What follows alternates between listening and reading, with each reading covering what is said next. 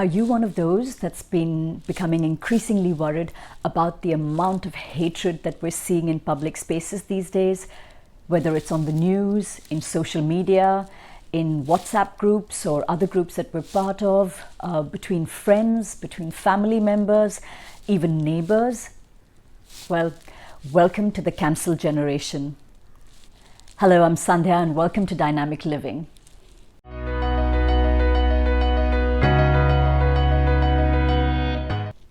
So if you are one of those strident voices on the internet, voicing your opinion, voicing your thoughts and your judgments on current affairs, on matters on which we actually don't know the details of, then you probably are not ready to listen to this video. But if you're one of those people that's felt victimized by somebody else's hatred, by somebody else's cancelling of you, of being stonewalled, of being divided and being left on the outside of a herd or a cluster or a group of like-minded thinkers, or even if you've been on the fence, if you have been sort of part of these debates but wondered whether this was, the best way to go about things or what this could possibly achieve, then it's my invitation to you to listen in and try and understand what's really going on behind this mindset of debate, of public opinion, of judgment, of hatred that's going on all around us. I'll start by explaining some of this behavior. The Nobel Prize winning economist Daniel Kahneman, in his book Thinking Fast, Thinking Slow, talks about our first sort of thinking pattern, which is the fast thinking. It's really our brain finding the quickest way. Our brain is essentially lazy. Science has proven that. And we want to get to the fastest route to a solution or an answer or a thought or a conclusion because we don't want to do the work that it takes to create a more nuanced opinion. And so, particularly when we're under stress, particularly when we're distracted, and particularly when we see or perceive threat, we go to like our default settings and we find solace in the opinion of many. We find comfort in reaching a quick decision that labels somebody as good or bad, white or black, such that in our brains we can now compartmentalize them as friend or foe. And if we cluster with our friends, and if there are many of them in particular, we now feel safe against the foe. So it's the us versus others culture. Keep in mind, this has existed throughout mankind. It's what's given us a tremendous capacity for creating divisiveness, also a tremendous capacity for cruelty to those that do not share this opinion, but also towards those that don't have a voice in this debate. And that is something we really need to keep in mind. There are a lot of people without the social currency, without the kind of voices that get heard. But does that mean that a majority should run roughshod over them? That is why we have law, that is why we have justice, and this sort of banana republic of me versus you and us versus them simply drowns out the voices of those who just don't have a platform to speak. So guess what? Not only does this busy, distracted brain also seem to find very quick answers and sort of just subscribe to the opinion of one or the other person, often the loudest person, Daniel Kahneman's studies also found that when we feel a threat to our mortality, and guess what's happening to us all around these days, we then find much more solace in aligning with an autocratic leader. Because here's a leader who's saying, listen, this is right and everything else is wrong. And we feel like if we align with that, it's the quickest way to find a sure shot solution. But is there a sure shot solution to things? There usually isn't. Just this awareness can lead you to take a pause. If all of this cancel culture and hatred is filling you with despair and you're asking yourself, is the world going to cede? Are we all going to simply destroy ourselves? Let me offer you an opinion. I actually have hope. And sometimes statistics and numbers will actually give us a very different picture to what seems to be the loudest opinion out there. First of all, I'd like to state that the obvious factor is that because of a worldwide pandemic, all of us are feeling threatened. This is the time when even the most robust of us has had to consider our mortality or those of our loved ones. And this has put us in an unprecedented situation.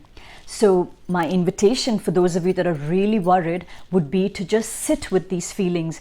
There is a lot of uncertainty about our present, about the future coming forward. You have the choice to jump into the vortex of this typhoon, of this whirlwind that's going around, of back and forthing, of divisiveness, or you have a choice to sit it out, to just sit with your feelings, know that this is discomfort, know that there is uncertainty, but know that by and large we are safe. Self-conservation, not reducing the amount of input, certainly not participating or feeding your brain with all of these anxiety-laden conversations is the first step towards your self-preservation and towards creating that better world that we're all hoping for.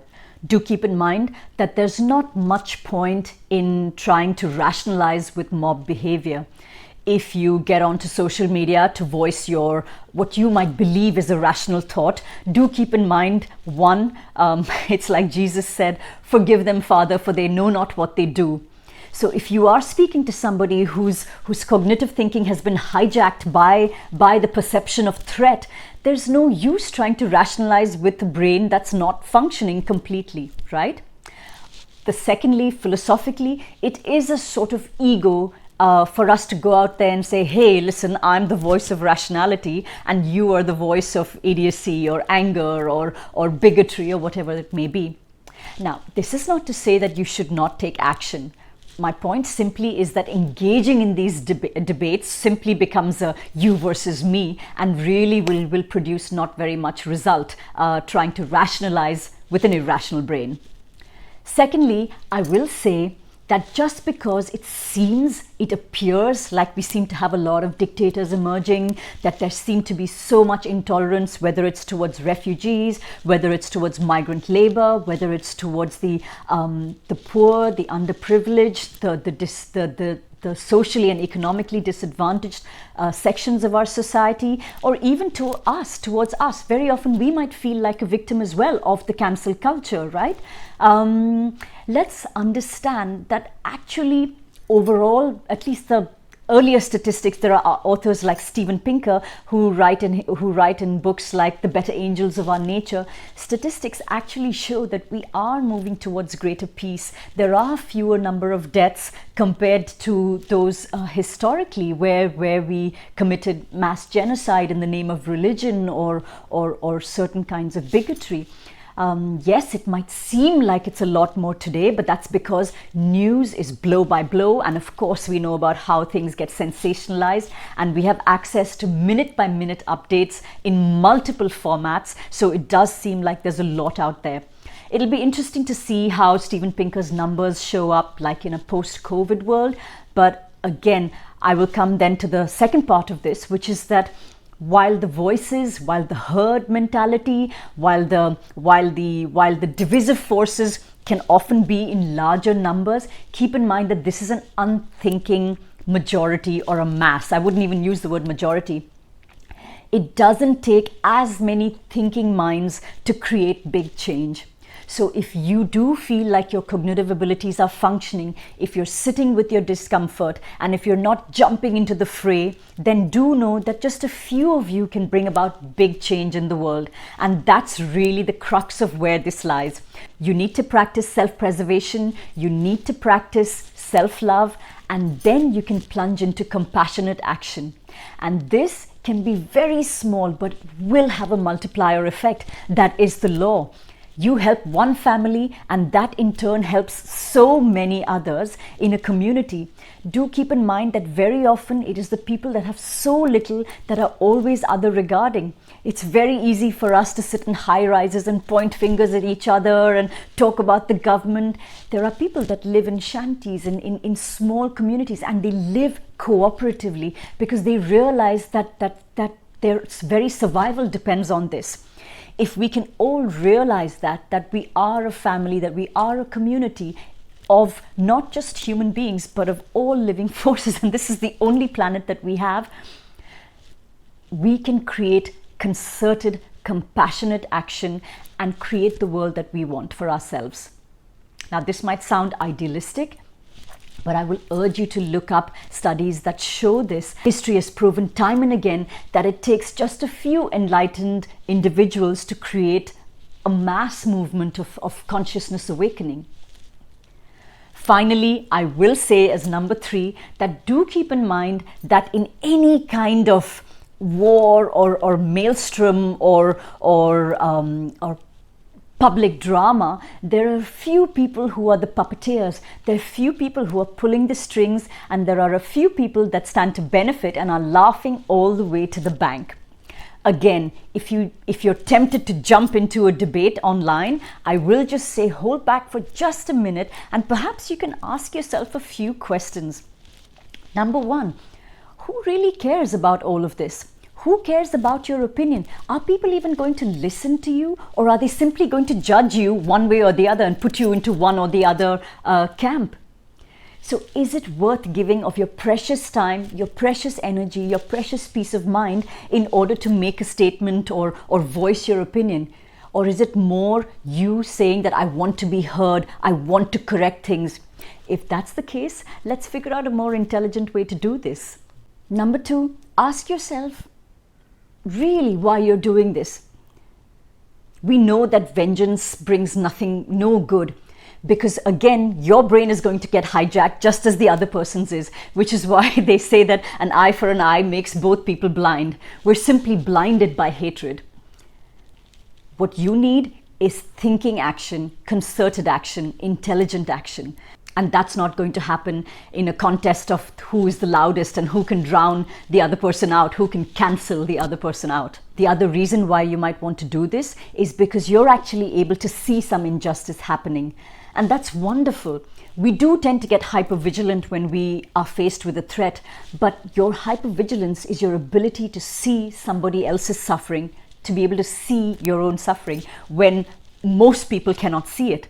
So sit with that feeling again and think about the best way to get what you would like, the sort of justice that you would want, other than to join this mindless debate. The third question to ask yourself is, who's benefiting from this? Do keep in mind that there are celebrities that are getting more and more famous because of their opinions. There are social media channels who survive based on your attention. News channels, social media channels, any kind of public forum wants your attention, and you're giving it to them willingly, your precious time, hours of it. I recently saw a quote, a lady made a statement about a president whose popularity is somewhat polarized. And that comment on a business networking site had, at last count, racked up over 1,000 comments. This is people just voicing their judgment, attacking each other, attacking the politics, attacking the platform. But in all of this, the lady who made the post got that many likes. That particular platform got that much of our attention. So it really is helpful to see who's been. And of course, the president in question, for him, all publicity is good publicity. So let's look at who the real winners are in all of this. It's really going to be us that are actually participating in this debate.